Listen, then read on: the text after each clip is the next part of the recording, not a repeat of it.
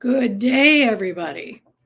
I'm here today for part 3 of learning about emotional intelligence. I'm Allison Johnson, and I work with leaders, business owners, and high achieving professionals on reclaiming their time, solving their people problems, and taking better care of themselves.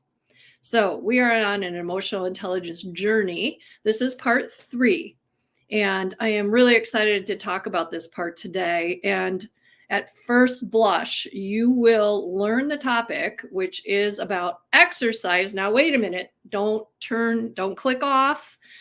Learn from what I have learned is how exercise is a superpower for increasing your emotional intelligence, your well-being, your relationships, your sleep quality, and pretty much everything else. Okay, so let's get into why. Why are emotional intelligence and exercise related? Well, everything's about brain, right? So let's talk about the science first. When you exercise, and okay, the word exercise might have like a nasty connotation to you. It might seem like one more thing that you need to build in to your life that's already too busy and full. Exercise and sleep and diet are foundational for emotional intelligence because everything that powers your brain and your body powers your relationships, your creativity, your productivity, and everything else to do with your life. To be successful as a business owner, a leader, or a high achiever in whatever field, maybe it's healthcare, one of my favorites, that means that to take good care of yourself is super important for everything else you do. So today we're talking about exercise. So the science behind it is when you exercise, and you've probably heard this before, you are increasing the endorphins, it's brain chemical, and the endorphins are the feel-good chemical that's natural.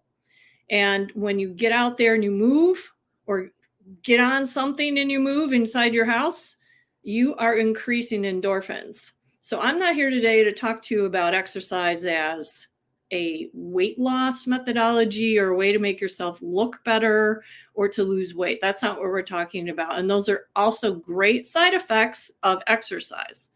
Exercise, though, today we're talking about how it can help you be more successful at work, at home, and everywhere else. Okay. So that's a relationship to emotional intelligence. Without good brain chemistry, we don't have much self-regulation, and our interpersonal skills are not going to be great.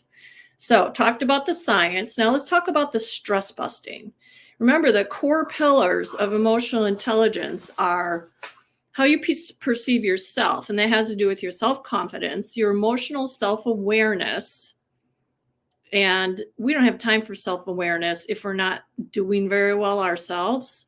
And other awareness, your empathy for other people, your patience, everything around your interpersonal skills have to do with how well you're taking care of yourself too.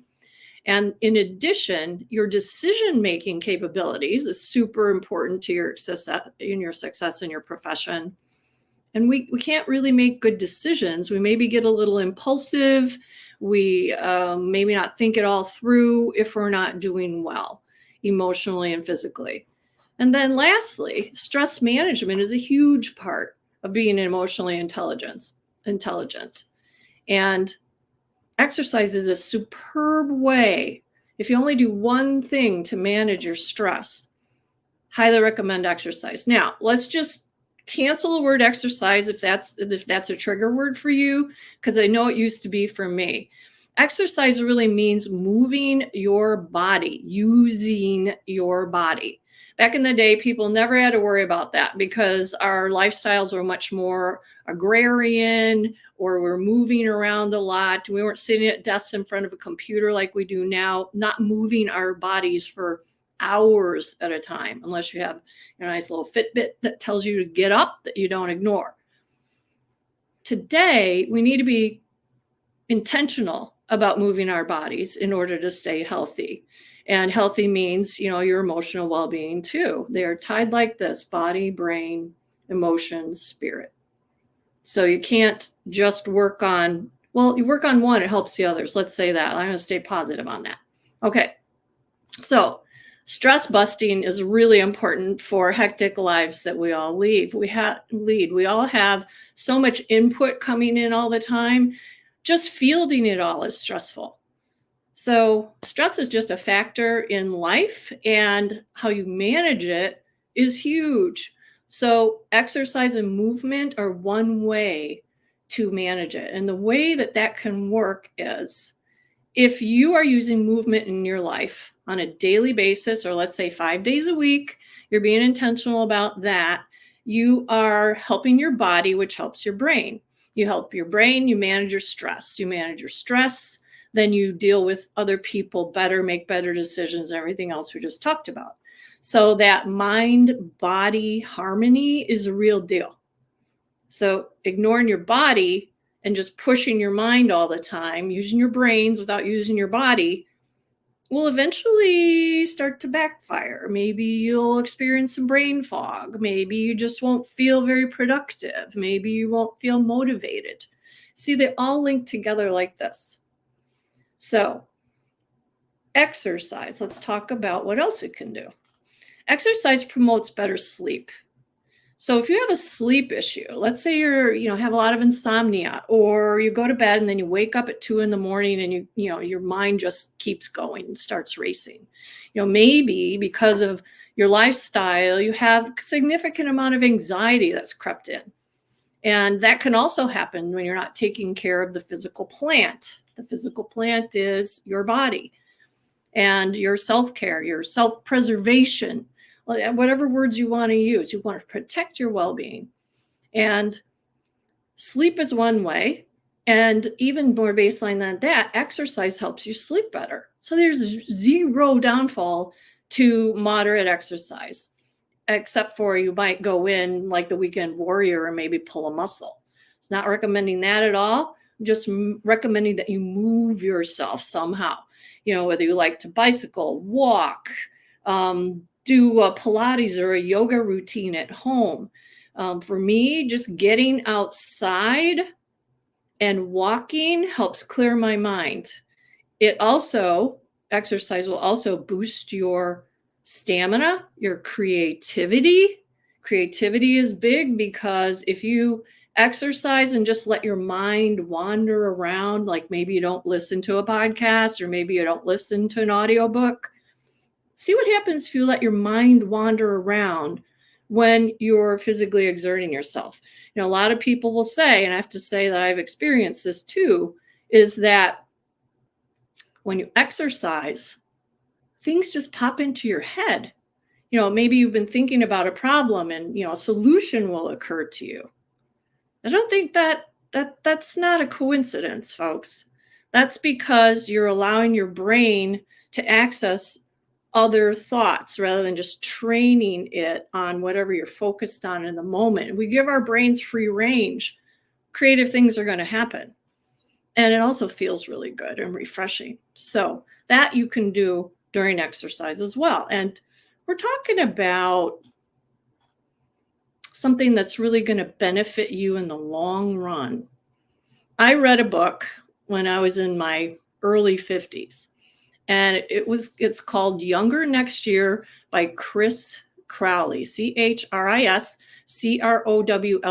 I love that whole concept. It changed me forever about how I think about exercise and movement.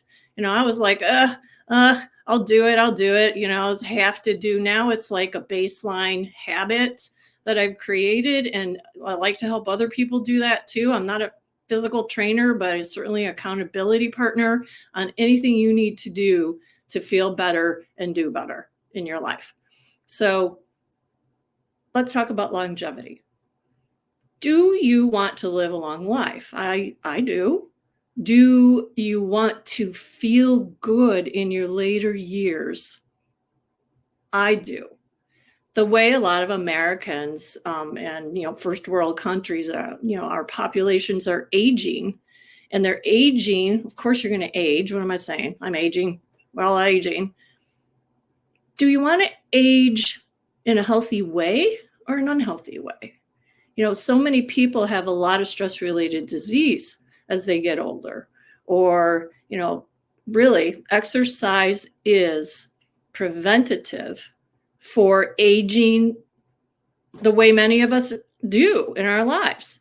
I don't know about you, but when I'm 80, I want to be able to do the things I did at 50.